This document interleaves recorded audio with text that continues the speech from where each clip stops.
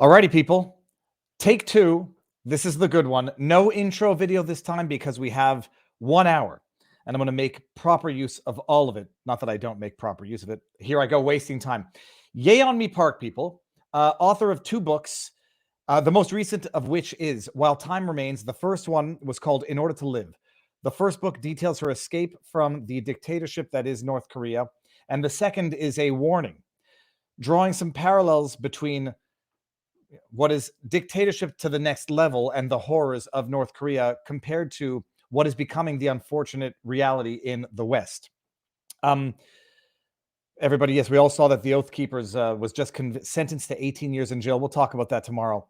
Although it's reflective of the injustices that we can tolerate in the name of justice at home while condemning similar injustices in authoritarian regimes in Russia, North Korea, et cetera, et cetera. Yeonmi Park, people, if you don't know her, you're going to know her now. I'm bringing her in. Yeonmi, Hi, how are you doing? I'm doing well. Thank you for having me on. Thank you very much. I'm going to keep it like this, or you know what? I think your backdrop is so beautiful. We'll keep it wide angle. Yeonmi, so I mean, I've been watching podcasts, reading up on you, reading up on the history of North Korea, because we take for granted what North Korea is today without really appreciating how it got to be what it is today.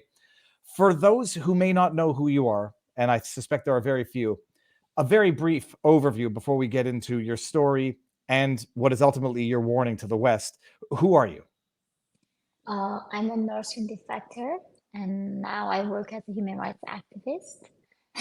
So straightforward.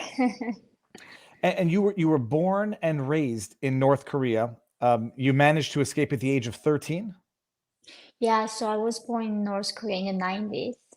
When I was growing up there, that was the height of the famine in North Korea.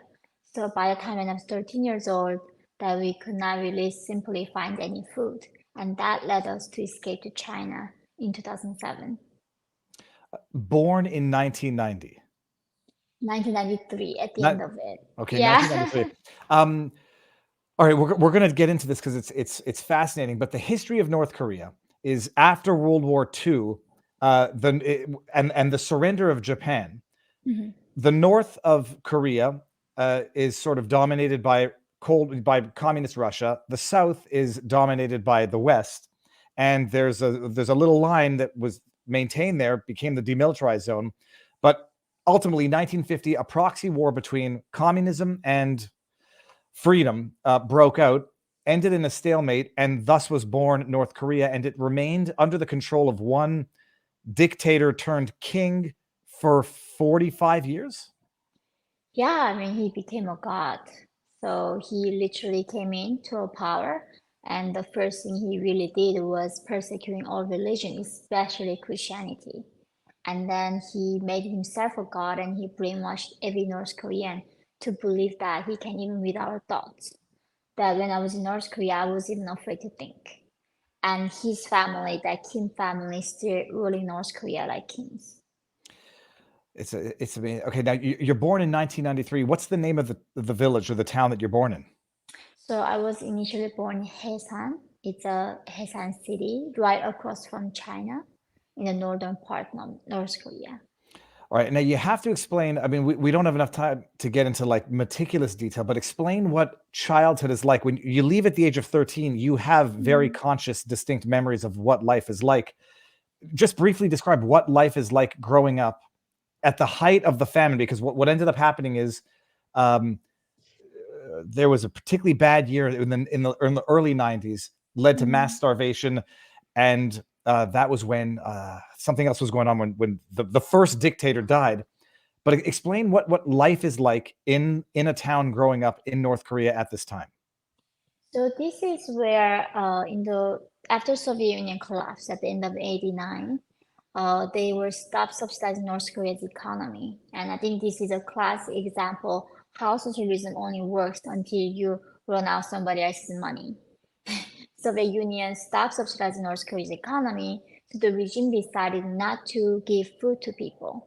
Until that point, North Korea is a socialist country where people could not trade. We cannot have a private property. We cannot have any business. That was illegal. So in the 90s, for the first time, people were not receiving public ration from the government. And that's how millions were started dying from starvation.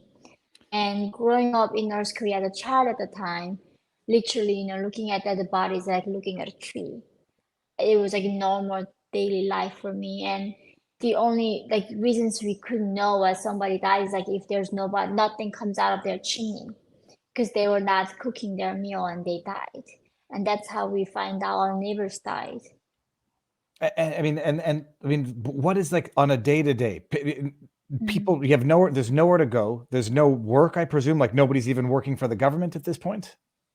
So North Korean, it's like everything is a collectivism. There's nothing you can do as a individual. So in the morning, even everybody, we have something called like people's unit in North Korea. So everybody is belong to this people's unit, and children belong to their school unit, and then parents belong to their adult unit. So in the morning, our people's unit head leader comes, ask everybody wake up, and we wake up around 5 in the summer, and the winter is like 5:30 because it's so dark. We collectively wake up, we go to manual labor. So that could be fixing the dam, helping the farmers, fixing the road. We all collectively work together for 3 hours in the morning, and then we come up, eat breakfast, and then the adults have to go to this work, and then children is go to school. So when we go to school, children, of course, we go to school to learn, literally get brainwashed. It's not an education at all. It's every subject, even math, being taught to us like there are 4 American bastards. You kill 2 of them. Then how many American bastards left to kill? Even teaching us number is a opportunity for the regime to brainwash children. And after this morning session's done with the brainwashing, then afternoon is that children also need to be in the part of a forced labor. So the government give us assignment that day. So we collectively go to the farm, we collectively go to the road or dam and helping out, and then we need to march together to go home at night. And then this cycle repeats again. We don't have electricity, we don't even have what internet is, we don't have a public transportation, everything is through walking, and everybody needs to be like mobilized in this collectivism. And also the people who are teaching you have teachers. They work for the government. I mean, everybody works for the government. Yes, everybody. There's no private entity. We don't know even what contract is. Everything is governments, and you have no right to. That's like when I came to America, when people are saying like America is so horrible because there's so homeless people. In North Korea, if you choose not to do anything with your life and be homeless, they can send you prison camp and torture you and rape you. You have no right to not doing anything in North Korea. Everybody have to be mobilized in forced labor that doesn't pay you and doesn't feed you. But we belong to the regime. Regime owns all of us, and they just move us like puzzle pieces. Are there? I mean, is anybody getting food? How are you're working? You're doing this stuff. Who gets food? Do the employers of the state get paid? Get food at least? So this is the thing in North Korea. The regime found the country in the name of equity, in the name of equality of outcomes. That we are not gonna have any poor people or rich people. We are gonna be all equal, right? Because the regime was going to provide everything for free for all of us. However, once they took everything from the people, they divided North Koreans into 51 different classes, 5-1. And Koreans are homogeneous country. We are same people, look the same, speak the same language, and divided 51 different classes. So this caste system determines how much you get fed. Most people don't get fed. We don't get food. So that's why my job was going to mountains looking for the wild flowers and plants. And my biggest protein intake from was dragonflies and grasshoppers. And a lot of boys catch snakes, rats, and even cockroaches. They find insects to survive because the regime would not feed all of us because they thought it was easier to control people when we are so hungry and we have no energy to fight back. So you're born 93. You escape in 2007. So your memory now, not to say that North Korea is any different now than it was then, but this is a very specific window of time. No electricity. Yeah. No, well, obviously no internet. Now, but what does that look like in the town? I mean, do people live in apartments? Do they live in houses? Do people do maintenance? Like, I'm trying to understand like what buildings look like, what the streets look like. Are you in the countryside? Like, what does it physically look like where you're growing up? So, like, think about dark ages. We don't know what shower is. There's no sewage at home. There's no running water at home. So as a children, our job was in the freezing winter, go to the river to bring the water on our heads. And every road get icy. There are no cars in North Korea. So roads are all ice in the winter most of the time. And you fall a lot. And we don't have laundry machine, so we have to bring our laundry to the river. And in winter time, we have to break the ice and in that freezing, using hand to wash clothes. And at home, we don't know even what mattress is, or we sleep on the cement hard floor. And there's no way of changing your clothes. We get one pair of clothes for years. Literally, when we grow, our mom like stitches it and extending it. I had no concept of like work clothes, sleeping clothes, school clothes, same pair that we wear. We only bathe few times a year, like usually New Year's before we bathe, and in summertime we go to the river and we wash in the river, and that's probably it. And for food, I mean, we don't know what refrigerator is. I never even knew what milk was. I never had a milk in my life. So it's like, the dark age, literally, where, and a lot less freedom than them too. Because in North Korea, if you dance in the wrong way, you sent to prison camp. If you wear wrong pants, like you wear jeans were made in America and they thought that was a symbol of capitalism, they send you labor camp. You cannot grow certain haircuts like you, like me right now. The government decide what haircut you can have, how many inch you can have, and they decide what you can read, what you can watch, what you can listen to, what you can talk. So every aspect of your life is controlled by the government. I got so many questions. I've just got to keep them remotely linear. I remember in one interview that you gave, you mentioned how North Koreans are homogeneous and would be very similar, if not identical, to South Koreans, except for North Koreans typically are smaller because of malnourishment and haven't grown as much as people who eat a normal diet. If I may ask a very personal question, in one interview you mentioned you were 77 pounds. Yeah. Was your growth physically stunted as well as a result of malnourishment as a child? Absolutely. I am still 77 pounds. When I was pregnant, it was very, very high risk because I was so small. And, North Koreans are on average 5 inch shorter than South Koreans because of malnutrition. And our generation started to keep getting shorter. Like in South Korea, parents might be short, but children are very tall. North Korea is completely opposite. We are keep getting shorter than our own parents. And how are you given apartments? Like how does that work? Does the government say your family lives in this in perpetuity? So it's a government owns everything. So if you have a like good job considerably within the government, then they give you the housing assignment. But once you are done working for the government, you need to give that house back to the government. So you really have nowhere else to go. And even top officials, even if they get the car from the government and drive, when they're done retiring, you need to give everything back to the government. It's nothing, it's yours. So a lot of people trading houses, like leasing houses illegally.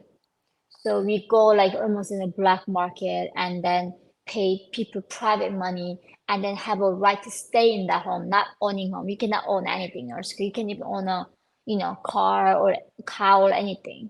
No private ownership, but you get to live in that home during that period when you paid. How many siblings did you have, or do you have?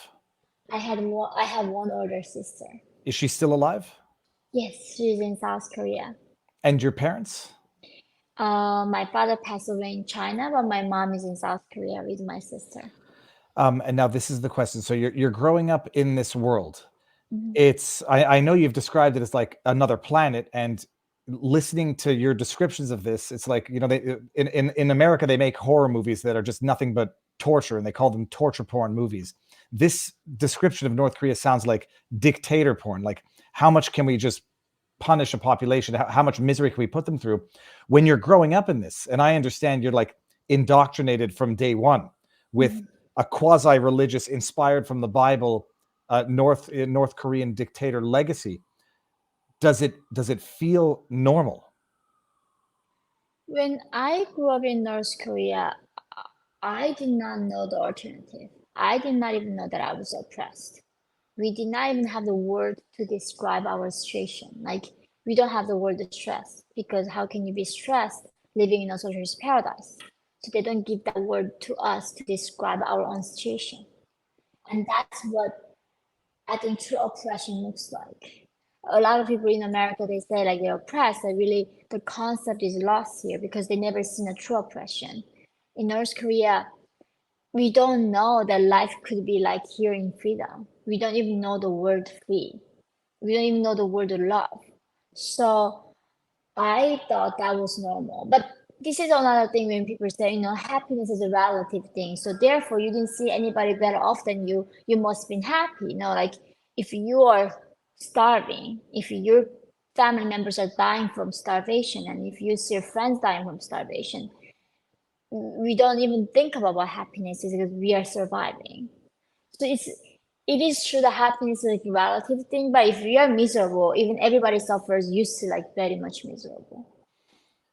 I'm ending this on YouTube right now. It's going to stay on Rumble. Doesn't change anything on our end. Ending in 3, 2, 1.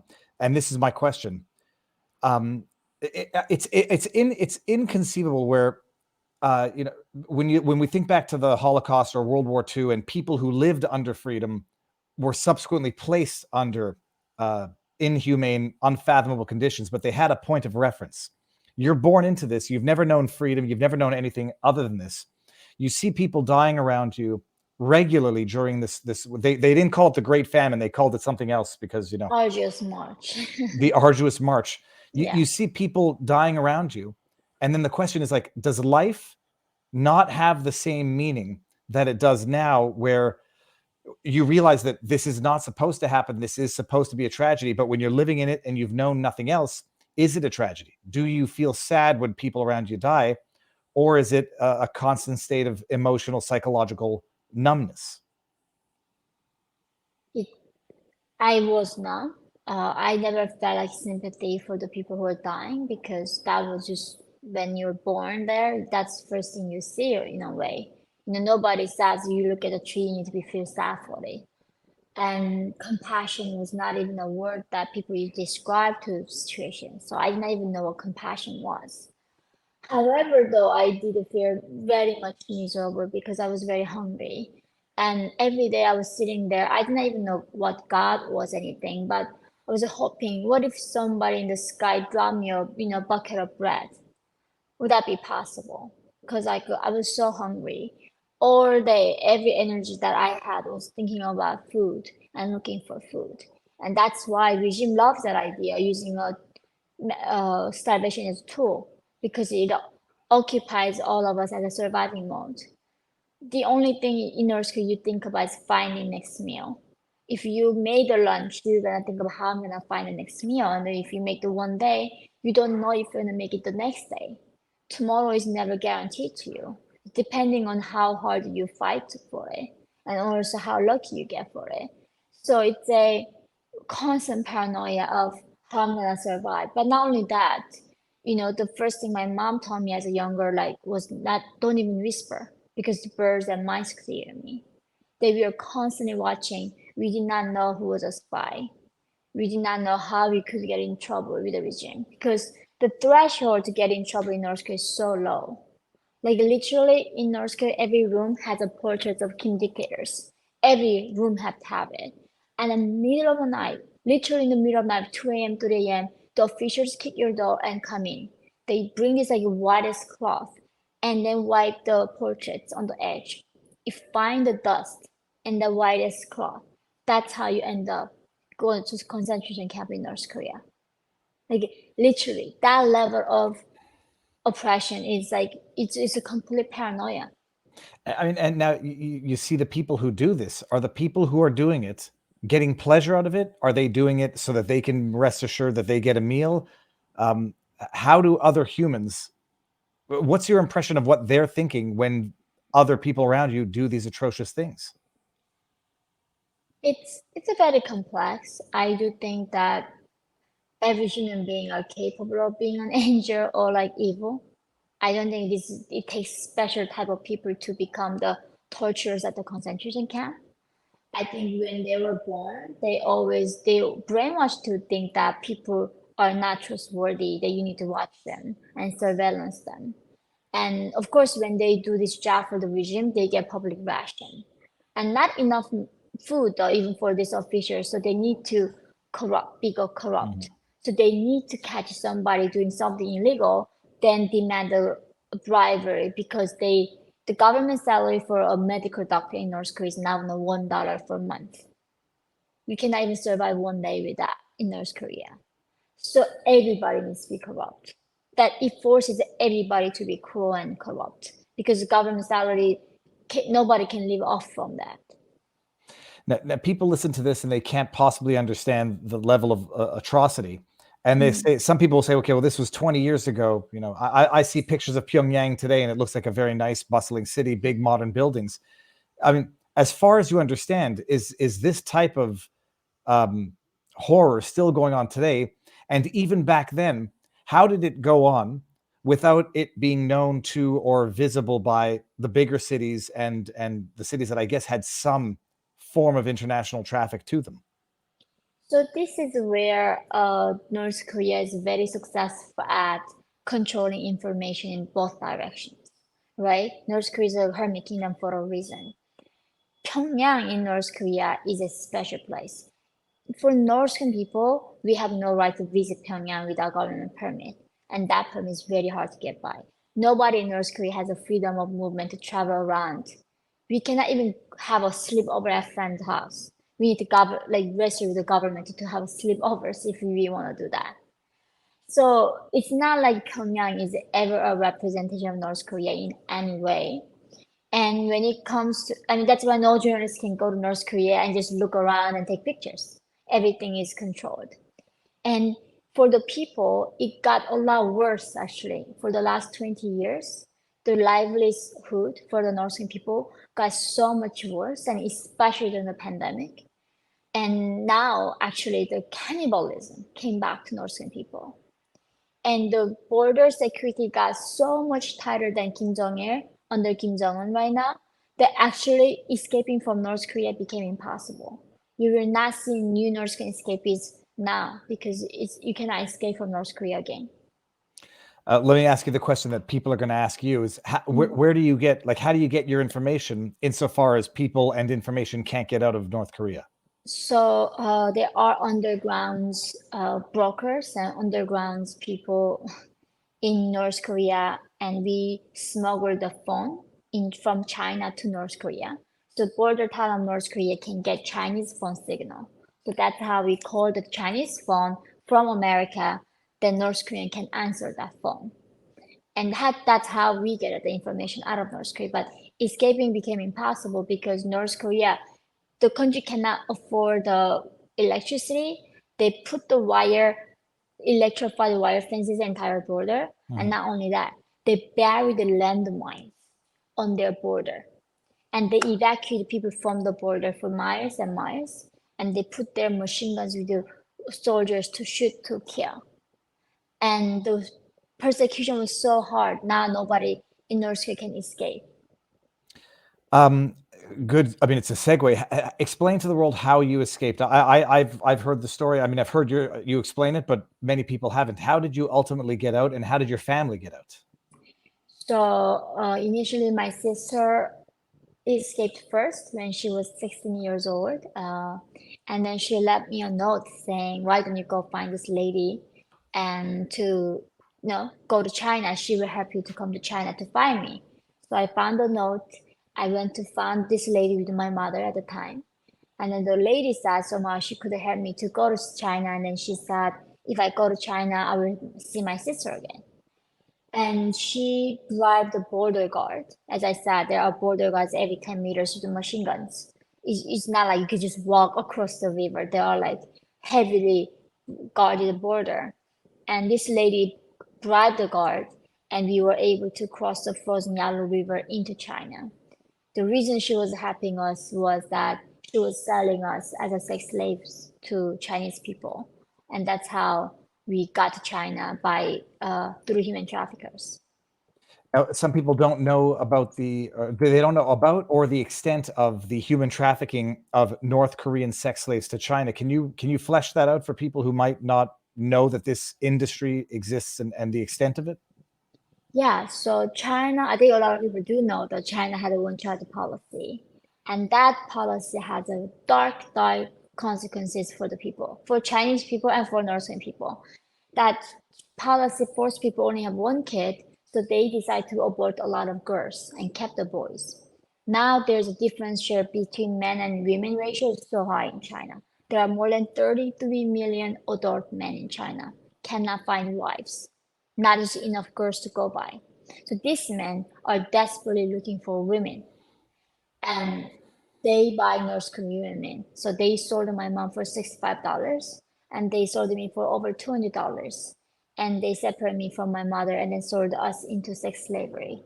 And there are more than 300,000 North Korean women in China currently are being sold, and some of them buy them for their organ harvesters. They buy these girls and take their organs out, and some of them buying them in the brothels where they put a girl in a room there is not even window and rape her for 500 times a day. And usually they don't last more than 6 months, and that's how they die. And some of them buy these girls in the village of men buy them and then gang rape her, or like a family of men buy the girl and then rape them around. So we are literally a sex toy for this man in China. And and you were sold into this, and Mhm. but for the grace of God, you were purchased by somebody who loved you, liked you. I mean, I don't know how you describe what the affinity was, but freed you. No, he did not free me. He bought me, and I was gonna kill myself. I had no reason to live anymore. I was 13 years old. I could not bear the shame of raping by him. And he offered me a deal that if I become his mistress and submit to him, that he was going to save my family for me. So I became his mistress, and he bought my mom back from the farmer that he sold. He was a human trafficker himself, and he brought my sick father to China and eventually passed away. So after 3 years being with him, he became a gambling addict, and he couldn't support even feed us. So we joined chat group where there are many ways North Korean women can survive. One of the ways is like where we go to chat rooms where they put us in a room and give us food and place to sleep. But for the price of that protection, we need to chat with the guys and showing our body. And in this room, we met another North Korean girl, and she told us that she knows some South Korean missionaries from South Korea. And she said they rescue North Koreans to go be free in South Korea. And that's how we heard about these Christian missionaries, and they rescued us. And that's how I crossed the frozen Gobi Desert into Mongolia, and then from Mongolia go to South Korea.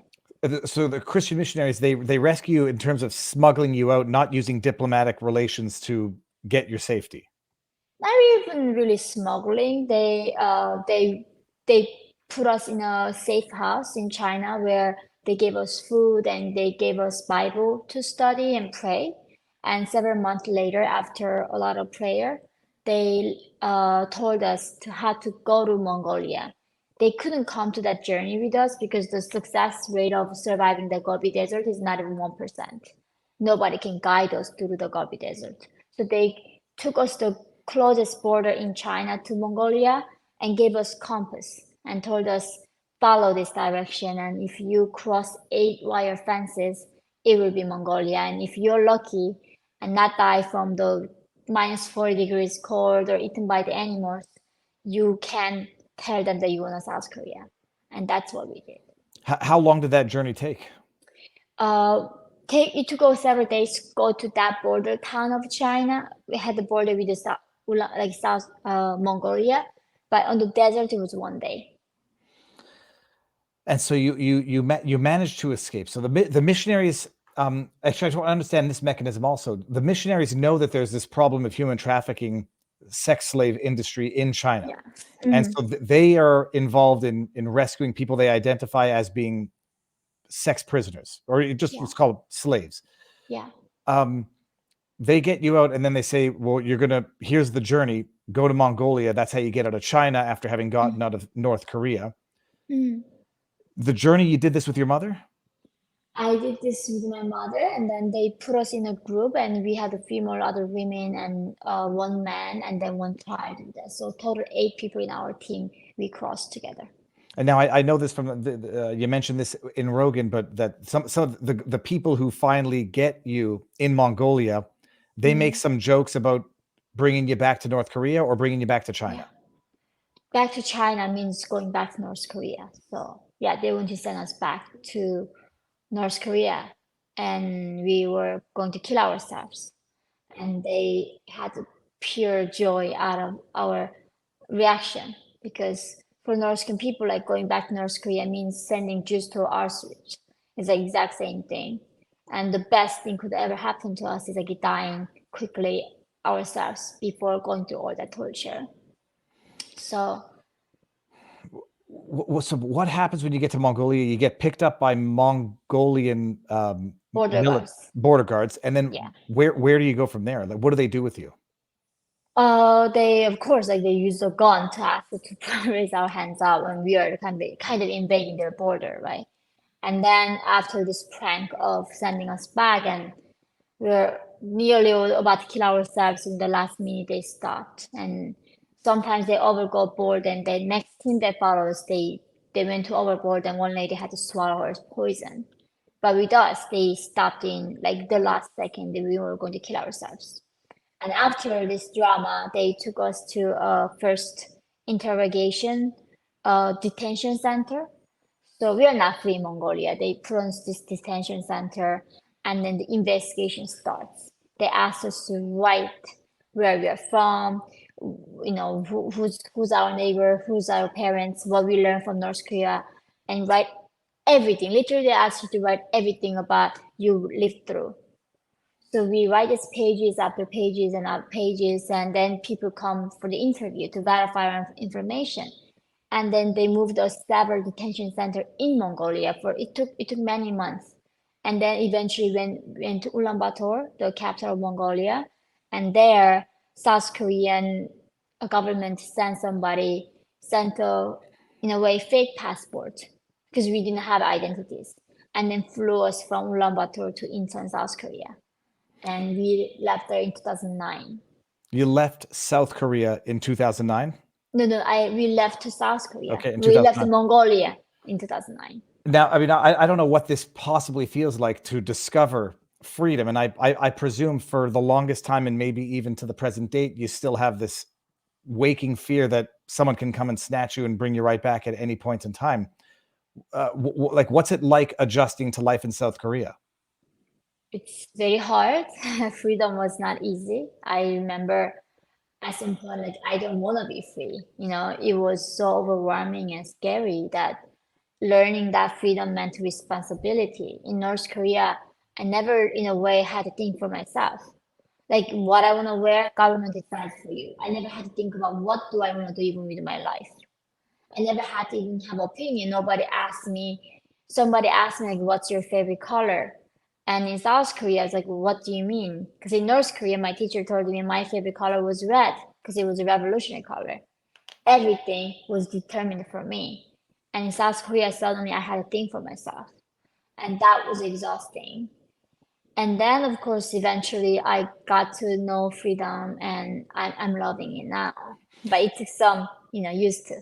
Well, and so when do you, so in 2009, you're in South Korea. You are now, if I'm not 93, 03, you're 16, 17 years old. Yeah. When do you come to America? And how do you make the decision to come to America?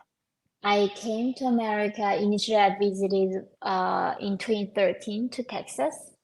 And then I moved here 2015.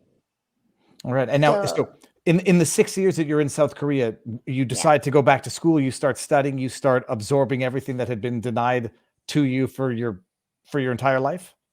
Yeah, I mean, in North Korea, I only attend like 1 or 2 semesters total. So I had like no education whatsoever. And in South Korea, that was what I did. Like I caught up with the education system in 1 year and a half period for like 12 years of education. And then I went to university studying criminal justice.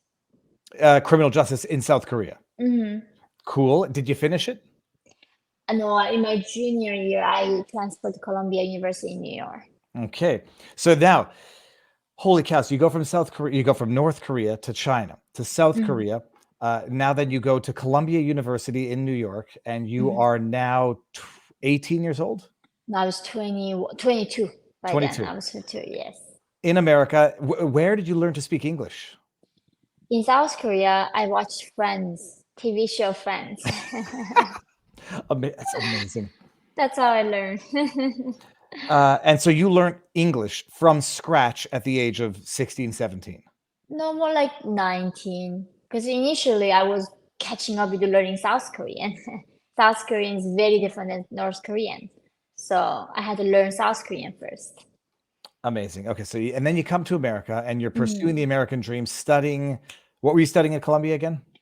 Initially, I was studying economics and then human rights and political science. All right. And did you finish? That's an undergraduate degree? That I finished. Okay, amazing. And so now you're in America. Mhm. Where are your parents at this time and your other sister? My father passed away in China, but my mom was in South Korea and my sister was also in South Korea. Did they make their way to America, or are they're still in South Korea? They're in South Korea. They actually like it better there for some reason. So I came here alone. Okay. And so now tell us, like, we're going to get into the second chapter of this story. Let me just make sure Mhm. that I haven't forgotten any of my important questions about the first part. Um, I'll ask this part now because it's going to actually come back a little later on. In the chat on the internet, there's a lot of people who are trying to, I say, character assassinate, Mm. cast doubts.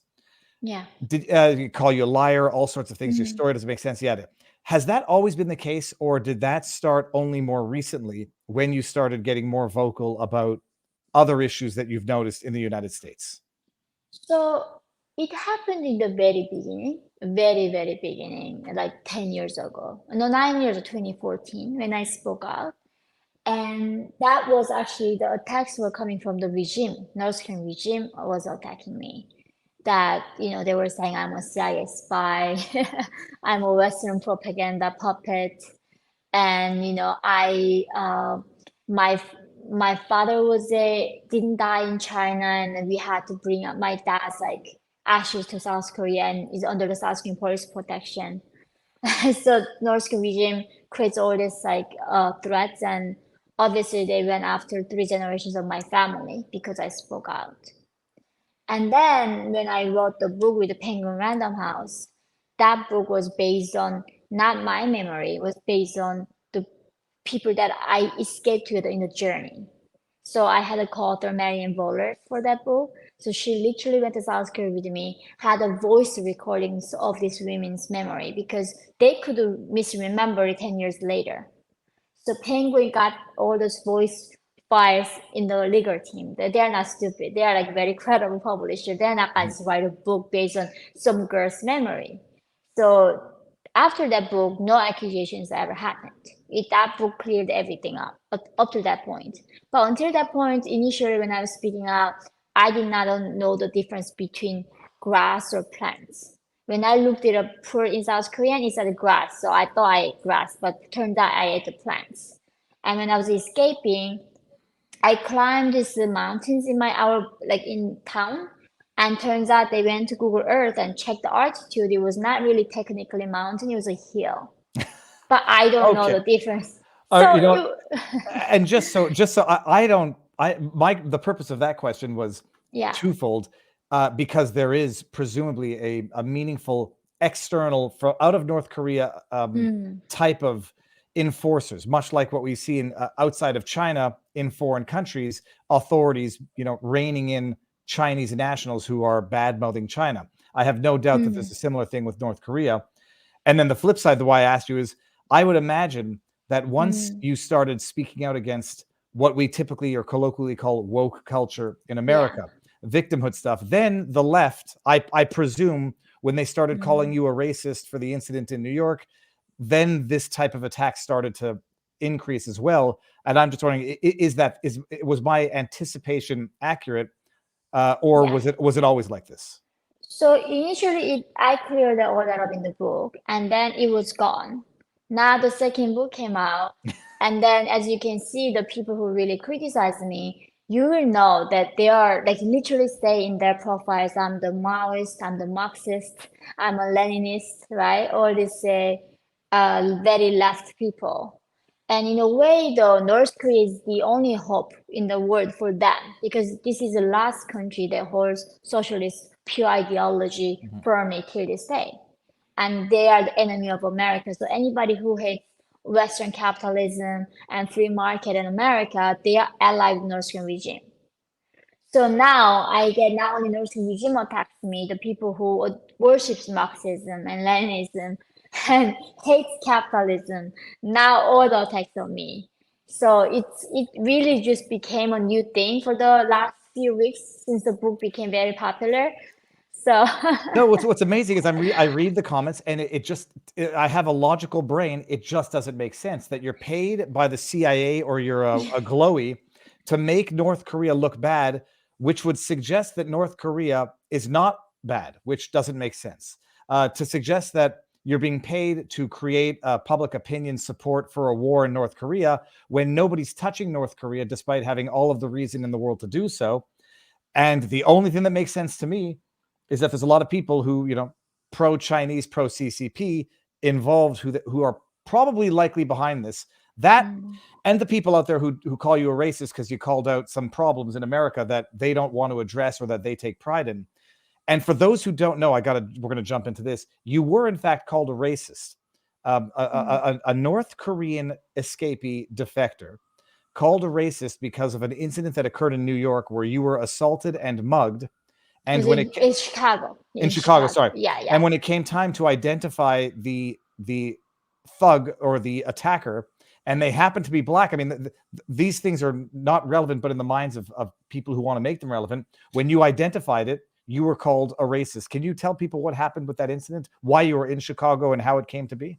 So I was married and we were living in Chicago. It's the first year of the George Floyd, the BLM protest, when all the looting was happening. One day I was walking on the Michigan Avenue. It's like Fifth of New York. It's like really main street in Chicago during the daytime in the afternoon with my son and walking. Of course, like few black women pushed me on the side and I took my wallet out. And I was trying to call the police and take the picture of this girl because she hits me back. I mean, I never hit her, but she hits me first. And then I was like trying to call the police. And then people literally on the street surrounded me saying I'm a racist and asking me why are you doing this? Because they say the color of their skin does not make them a thief. And like they're literally seeing me being punched and take my wallet out of me. And they are saying that those people cannot be a criminal because of their skin color. Well, let me ask you. I'll ask you the obvious question to which I already know the answer. Did you say the person who did this to me was black? Look for this person, or did you say the person did this to me because they were black? I mean, it's a rhetorical question, but I presume you didn't use any ethnic slurs to refer to the person, nor suggest that it occurred because they were black, but rather this is the person that did it. I didn't use the word black. I didn't even say anything. Like, I literally said, I'm not accusing you anything. Just, I need to call the police because she took my wallet out.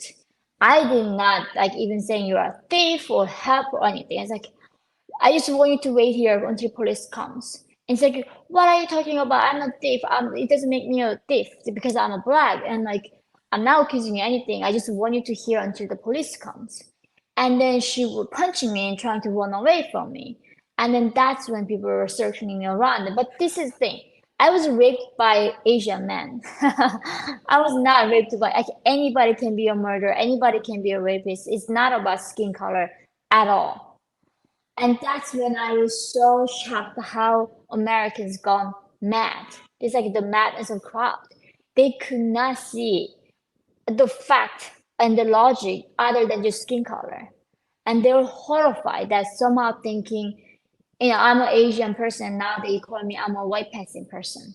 Therefore, I am the oppressor, right? I cannot be a victim, and I don't deserve justice because of my skin color. Now, I don't know what you were like politically before this. Was this the eye-opening red pill experience of identity politics in America for you? Yeah, I think I'm to this day, I'm a more like libertarian. I don't know why people keep trying to box me into thinking this is like ridiculous thing about Americans. Like if you don't meet this box, like you are not my ally. Now you're my enemy. You're the worst person ever existed. So I don't even know I'm a libertarian. I'm like more I like small government. I like free market. I like less involvement from government. I do think people have the right to do whatever they want as long as they don't harm other people, right? This is like I'm like classical liberal. But until that point, I thought this madness, the anti-Western, anti meritocracy, all of this was just a Columbia thing. I thought it's like a very privileged group of people at Columbia were just playing with this fire while they're in college. And once they get out of the school, I thought they're gonna get over it and come to reality. And that day I saw it was not just in school, it was everywhere, that everybody's gone mad and they are losing their common sense. No, it's like I do interviews with Robert Barnes, this other lawyer, and we talk about how these people graduate from university, they become judges, they become clerks, they become not the gatekeepers but the controllers of big institutions of society, and it spreads out exponentially. And so you had your experience in Colombia, where you had your experience with this identity politics, sort of left leaning, believe the absurd and repeat the absurd if you don't want to get harassed by those who are trying to make you believe the absurd. Yeah, it's like it's a pure injustice. Like what they are doing is a pure evil. It's not even some type of politics they are doing. It's just a pure evil. Somebody committing a crime, they deserve to be punished for the crime. It doesn't matter. Like this is a common sense. That's when I was saying even North Korea would not be this crazy. If somebody gets hit and somebody robs somebody, they would try to help the victim. They are not gonna say what's your skin color and let's see if your skin color is this, you cannot be guilty of this. And I think this is where it shocks me with this much information that America has, with the internet, with this much freedom, people became this much brainwashed. Like that's what's mind-boggling to me. There were some amazing parallels that you drew between what you experienced in North Korea and what you're witnessing in the West. And I forget how you described it in a previous podcast, but you're seeing the same thing to some extent. But explain for those who have not lived under and escaped from what you lived under and escaped from. Explain the parallels that you see between the ideology of North Korea and what is becoming an increasingly pervasive ideology in the West. Yeah, I think in America, this is definitely what is called groupthink, right? And when you forget thinking for yourself and you have this like group decides what is the truth, what is not. And this is a very common characteristic that happens in dictatorship countries where people forget what critical thinking is. They don't know how to think for themselves. And now you come to America, this American liberal elite decides the common sense, decides the law, and decide all the rules. And you cannot challenge it. If you challenge it, then you are suddenly like me, racist and CIA spy. And it's a lot of cost of not agreeing with this groupthink. And I think a lot of people really succumb to that. But I think a lot of them don't even know because this is a brainwashing. And when you're brainwashed, you will not know that you're brainwashed. Well, it's interesting when you said that you got to South Korea and you had to learn freedom and it was exhausting. And then there are others, I mean, who go the inverse direction. They're born with freedom it's exhausting. And so it becomes a lot easier to just resign yourself to authoritarianism or tyranny or some form of just tell me what to think, because it's too exhausting for me to think on my own, which is, the old expression, hard times create hard men. I forget the darn. I'm gonna screw up the expression, but the bottom line is soft men create hard times because they get lazy and they then create the conditions that created the world in which you live that you escape from in order to benefit from this. You mentioned that Kim Jong-il or Kim Jong-un or his grandfather would punish generations of North Koreans for the crimes of the family. Just explain that in a little more detail so I can ask the next question on this. Yeah, it's something called the collective guilt. The crime that when an individual commit, it doesn't stop there, the punishment. It goes through the generation after generation. And you have to eliminate the generation, otherwise it will stay in that generation. So when I was born, my great grandfather, like many generations ago, I never met him, seen him, he owned the land. And tiny land, not even a lot of land. Therefore, he was marked by the regime that he's oppressor and said that my blood is tainted because of my ancestors' crime. And I'm sure you can see how exactly it's played in America right now, where this thing called the white privilege and white guilt, the collective guilt, collective punishment is happening in America. It's not about individual anymore. It's not individual choices. It's just all about what your ancestors did. And there's nothing you can do to change your ancestors, like you cannot change your skin color. Racism is so bad because we are punishing people for something they did not choose, right? And now we are doing exactly the same thing. We are punishing white people. They did not choose their skin color. They did not choose their ancestors. How do you change your heritage? You cannot. And is it happening here? The analogy is kind of very compelling. The collective guilt and the idea that, well, if one generation suffers, it will be righted as a wrong when it can't be in any event. The other anecdote, which is amazing, getting people to believe the absurd or the unbelievable, where in your childhood, when they were trying to get you to believe that 1 + 1 didn't equal 2, and the explanation or the justification was, if you add 1 drop of water to another drop of water, you don't get 2 drops of water. It's a good Zenonian type paradox. But you said like people would smile. We know the truth, but we would still be compelled to repeat the lie. Had your experience been like that in the States when you first got here, or have you seen this the compulsion to believe the absurd getting worse year over year? I think this is the inversion of truth, especially Colombia. They say we are inclusive. We have a safe space. It's not safe at all. If you disagree with anybody, it's not safe. You can get kicked out of the university and called all kinds of names. But they call that bigotry, that it's like double think, almost totalitarian situation as a safe space. And the inclusivity does not mean inclusivity of ideas at all. It's a complete dictatorship where they decide one truth, right? And so this inversion of truth is everywhere at Colombia. And in the society right now too, it's all about the diversity, and it's not about diversity of ideas at all. It's all about just one thinking. And I think that's where redefining this concept for all of us. And the words lose its meaning. I think that's when you live in a such dictatorship countries, it's very hard to know the truth because all the words got lost their meaning. Really, you don't know what means anything anymore. And this is happening in America. What does it mean safe space? It's not safe. It's a complete dangerous space you're getting into. If anybody says this is a safe space, you need to shut up and just agree with whatever the organizer is saying at the moment. And I think this is happening in America. That's phenomenally insightful, actually. Now, I forgot my idea. So you're writing the book now. Your second book is drawing the parallels of what you've experienced in North Korea to what you see happening in America. And I was asking somebody a question at one point where they said, I've moved to Canada to flee the communism.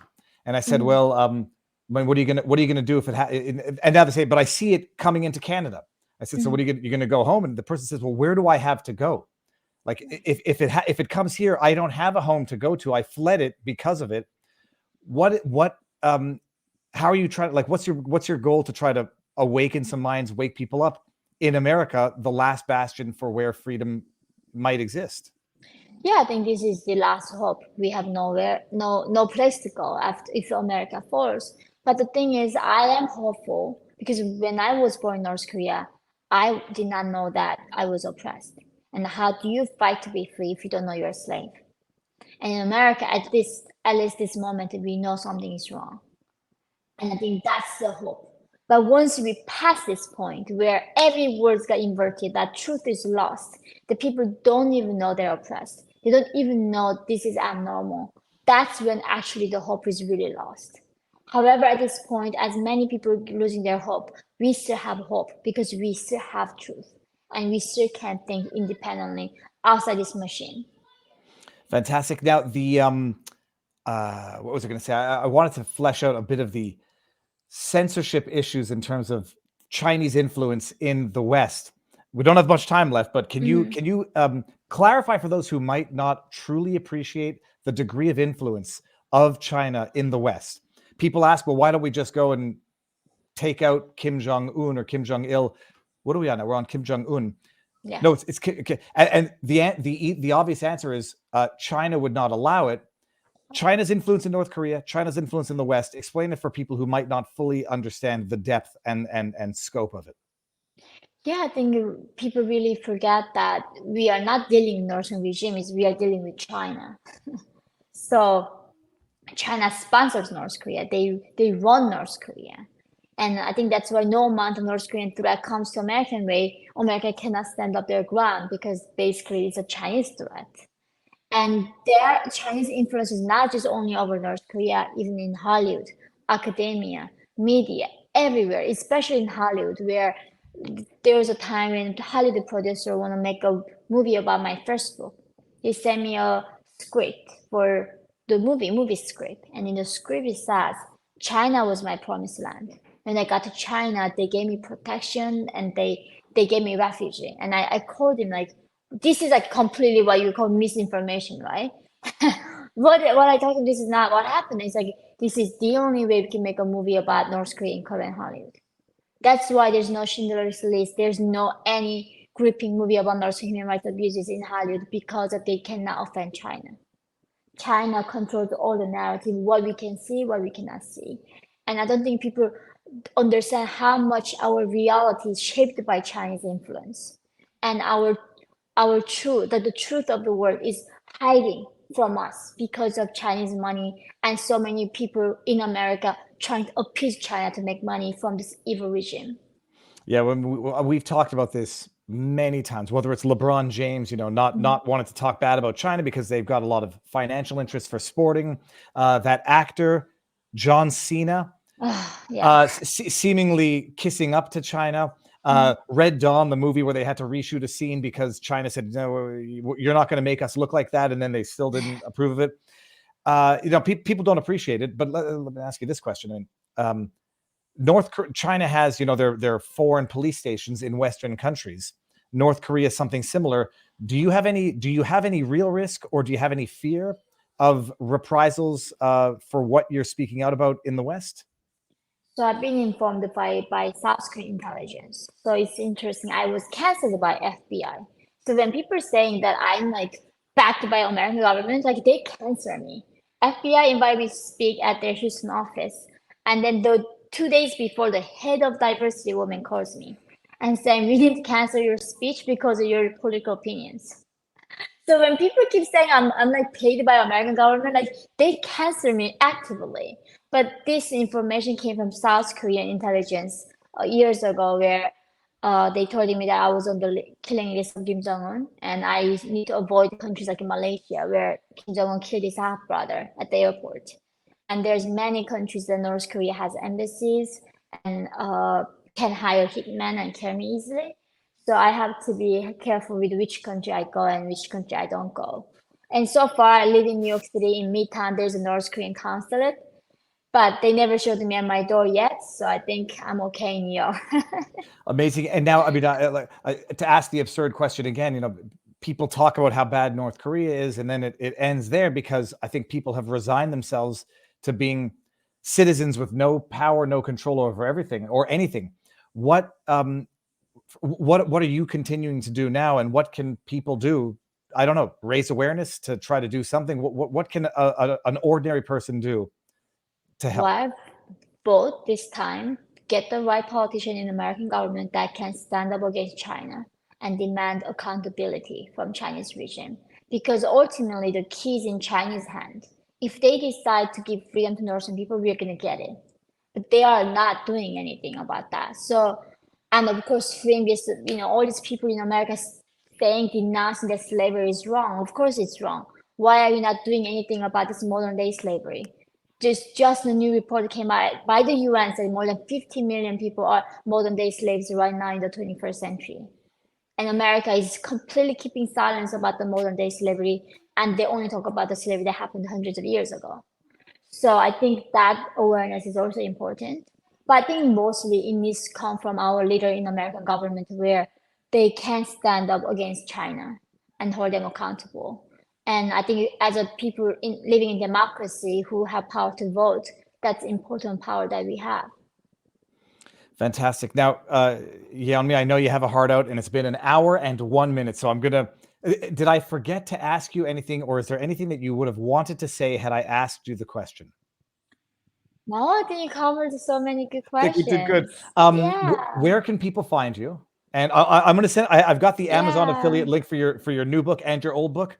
But where can people find you, and how can they follow you? They can find me on Twitter, Yeonmi Park NK, or Instagram or YouTube, but just not on TikTok. Well, that I guess goes without saying. And a question for my own curiosity, I'm not gonna, so I don't forget.